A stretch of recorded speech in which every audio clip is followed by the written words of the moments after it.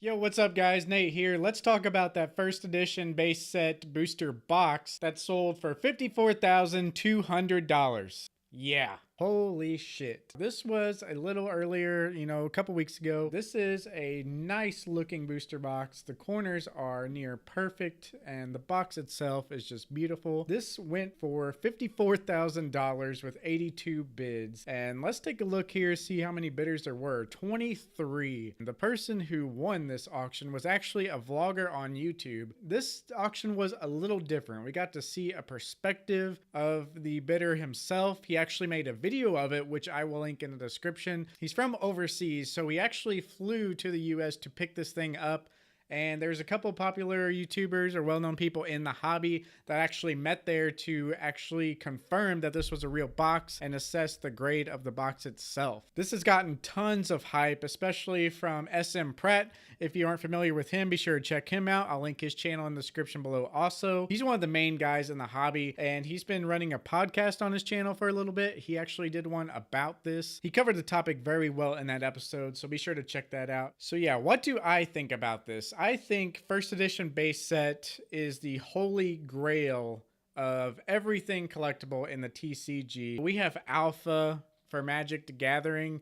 That is quite up there too, but with Magic it's a little different. It's pretty obvious that Wizards of the Coast is really focused on the gameplay of Magic the Gathering. Of course, you have the reserve list, which is kind of the collectible area of Magic. Though with Pokemon, you see collectability with every set. Regardless, I know Sun and Moon is getting a little crazy with the hyper rares and all that, which that's going to be another video. But yeah, with Magic, you just really have this reserve list that is confirmed not being reprinted. With Pokemon, it's kind of widespread. You know, if something is reprinted in Magic, let's say Tarmogoyf or Jace the Mind Sculptor, you might know those two cards even if you're not really into Magic. If one of those cards gets reprinted, it's going to be the exact same value of the original card. It's going to do the same things. People are going to buy it and use it in the game just like the very first copy. And there's not really a collectability based on, is that the first copy or not.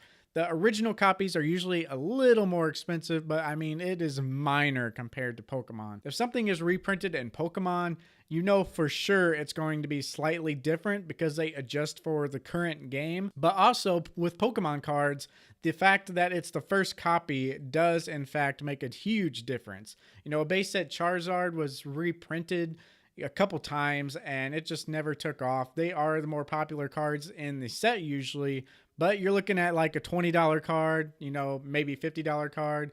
You're not talking, a $100 card for a mint base set Charizard. So yeah, with Pokemon and Magic, they are just totally different. With Magic, the collectability isn't really there unless you start looking at the reserved list. The reserved list is kind of a list of cards that they pretty much said they were never going to reprint. So the collectability is there in Magic, but it's nothing like Pokemon. With Magic the Gathering, people are looking at all these master sets year after year. There are multiple a year. We have Eternal Masters now, Modern Masters, Iconic Masters. We got a lot of sets going on. And the goal of this for Wizards of the Coast is to make those more expensive formats more accessible to players.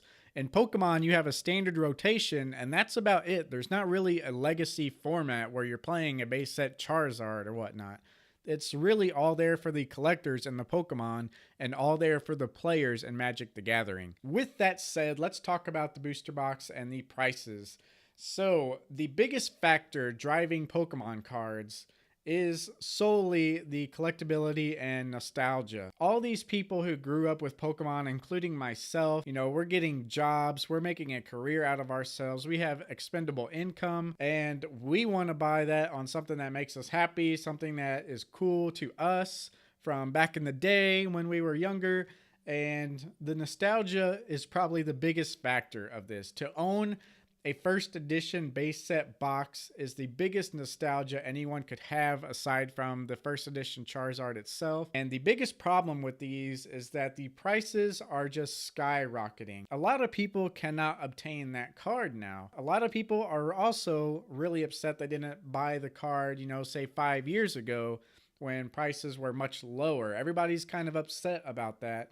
And in reality, these cards are worth what people will pay for them. They are solely nostalgia driven items, really. I mean, yeah, they had very small print run and the first edition base set specifically wasn't even available worldwide. So you're looking at something that is already scarce, but nostalgia is what is driving these prices insanely high. You know, when big characters in the hobby or those who have a lot of expendable income, like this vlogger, they go after those cards for nostalgia also. The thing is, they have the money to spend, and that's where the market is right now. It's what it's worth to an individual. So we are going to see these cards climb, especially in first edition base set. That's where all the hype is right now. That's the original set, the biggest nostalgia coming from that set. So let me know what you guys think about that in the comments below. Another thing I think that is really important, I don't think people should be upset about what they cannot obtain.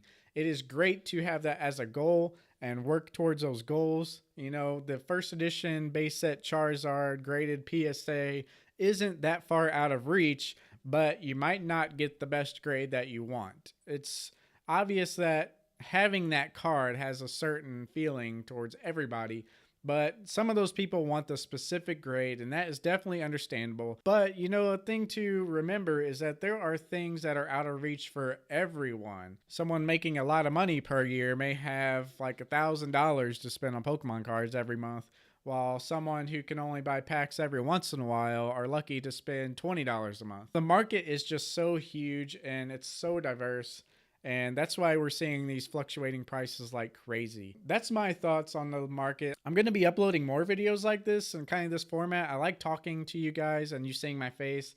I like talking about the Pokemon market or other issues that are on my mind. Let me know what you guys think in the comments. I really like to start a conversation. But yeah, that's what I wanted to touch on most, is this Pokemon box and how crazy it is. I might look at some base set Charizards here before too long.